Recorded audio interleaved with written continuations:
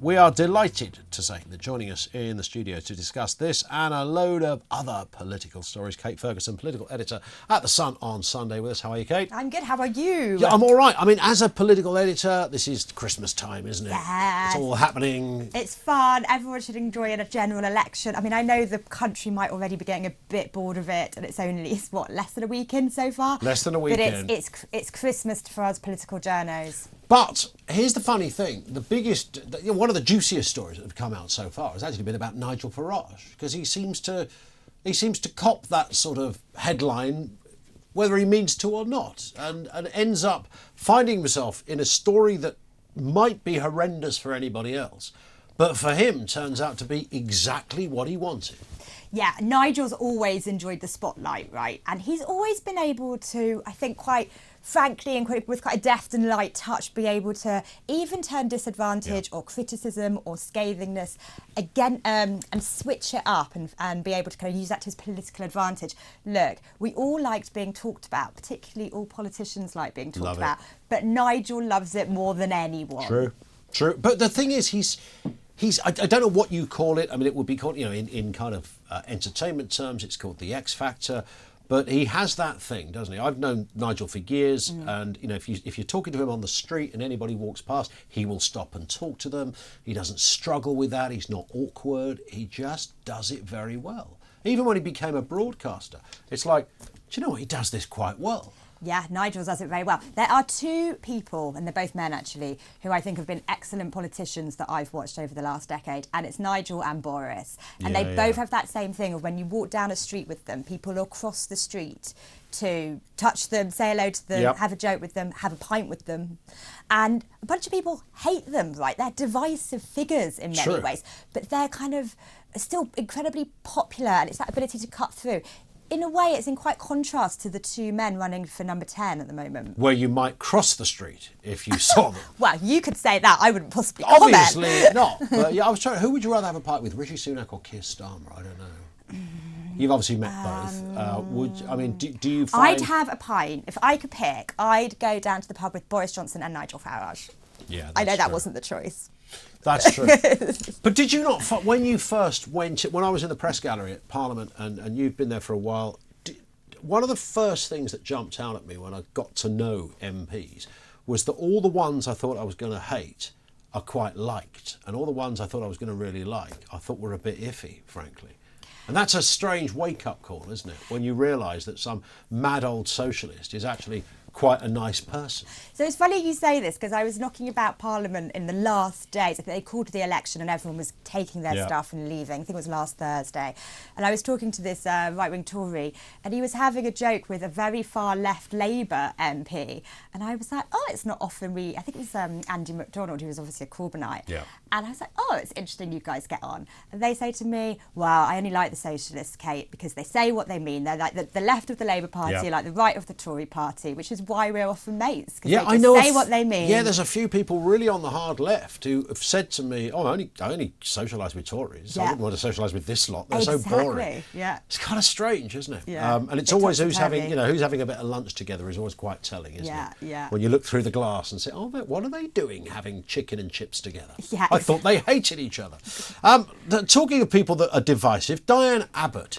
I mean, what's the word on the street here? So she sends a journalist a text saying, I'm not allowed to stand for Labour.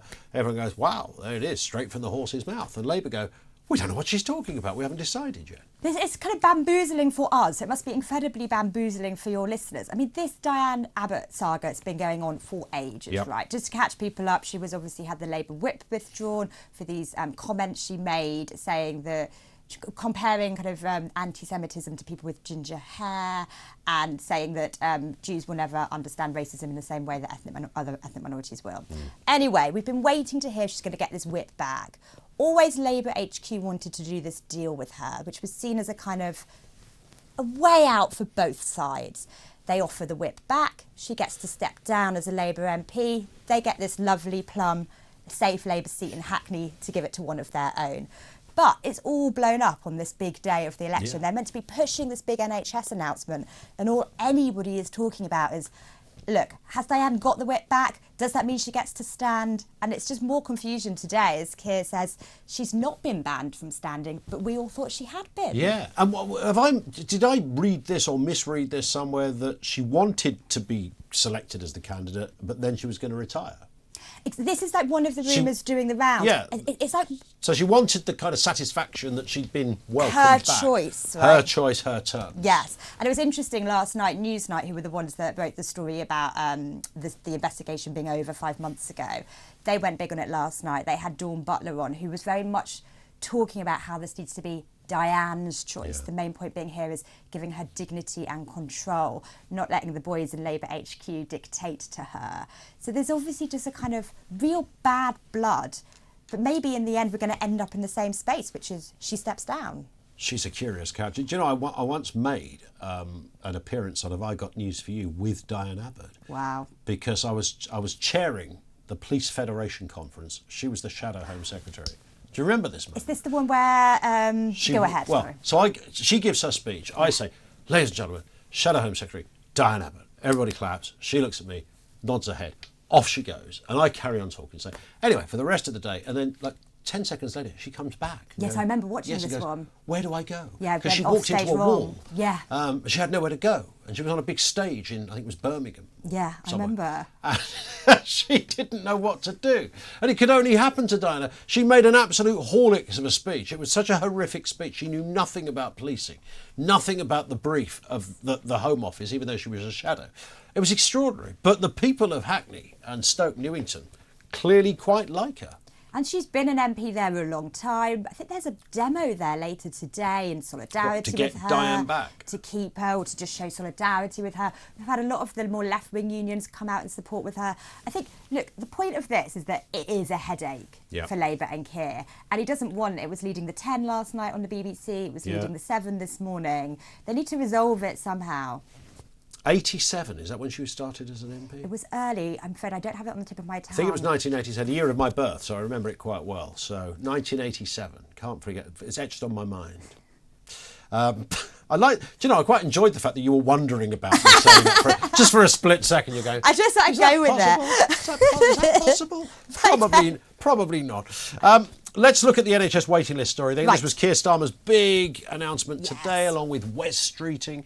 Out they went to convince everybody that, they are the people that's going to address the waiting list and, if you like, recalibrate the whole NHS system. Let's have a little listen and a look at what Mr Starmer said at that conference earlier today.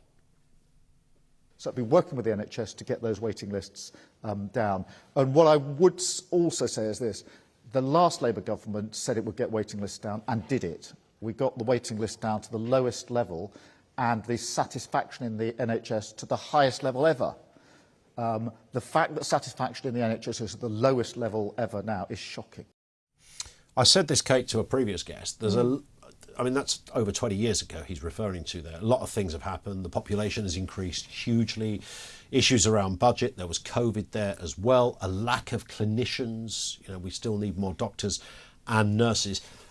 He mentioned the P word, the private word. He talks, I know. Whisper it. And I said this to Julia earlier. If the Tories had mentioned the P word, there'd be riots in the street right now. They're going to privatise the NHS. The Labour leader mentions it. Nobody really cares. Well, wow, Keir's going to put some private elements into this. He said private spaces, but he means private healthcare, right? Yeah, look, there's two things that Keir and Wes are doing today with his health announcement. One is very classically safe Labour. The other is pretty controversial. The first is, trust us, we're Labour. You can trust us on the NHS. You can't trust those Tories. This is a classic Labour argument used in every general election. The other thing that's the real challenge is they're suggesting they're going to use private providers to try and cut down those waiting times. Now, you're right, only the Labour Party can go anywhere near the P word with the NHS. Even Tories, you talk to them privately, probably publicly, they'll say the same thing. It's only really the Labour Party that can grapple with this role of private providers in a public, free at the point of delivery health service. If the Tories did it, you're right, everyone would scream blue murder. They would lose their minds over this. And of course, Blair did it, and that's partly why he got those waiting lists down back back then, and we spoke to Lord Warner, former Labour Health Minister, a little earlier, and he said, look, it didn't happen overnight. It took about 5-6 years to get this 18-week thing in place. But I tend to think with stuff like this, if there was an easy answer, I mean, even the Tories haven't had a great few years, but even by their inept standards, let's put it like that, wouldn't they have just done what Keir's suggesting? They must have thought about all of this. Yes, I mean, look, whoever was in power, whoever wins on July 4th is going to kind of make broadly this pledge. We will get these waiting lists down. What Keir's done is set himself a fair bit of time to do it. You said it took Blair 5-6 years. Well, Keir's given himself 5 years here. He's given himself a full parliamentary term. Yeah. So this isn't a kind of, look, judge me on day 100 or even year 1. This is a slow and steady. We would gradually cut them. And with COVID in the back rearview mirror, as they say, and hopefully these strikes, although there's more announced today, but these strikes starting to calm down, maybe they do get this breathing space to cut waiting lists. Maybe they do. Meanwhile, Rishi Sunak has been on a completely different subject. He's been talking about universities and apprenticeships. I think we can have a little listen to when Rishi met some real-life apprentices on a train, very, very quiet train, and I think he's wearing a high-vis.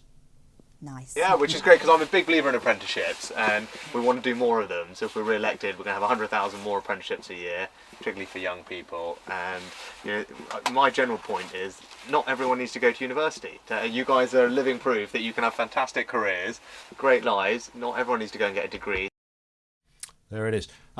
Never sit people around you where one's behind you, one's to the side. He had to keep turning his head. Yes, you look like an owl, dislocated his own face at one point. But there was Rishi Sunak saying, there's some of the other part of the speech that he's talking about is that, there are some mindless degrees out there. I know you went to a very good polytechnic and studied very well, Kate. I mean, you came out with an amazing degree in history.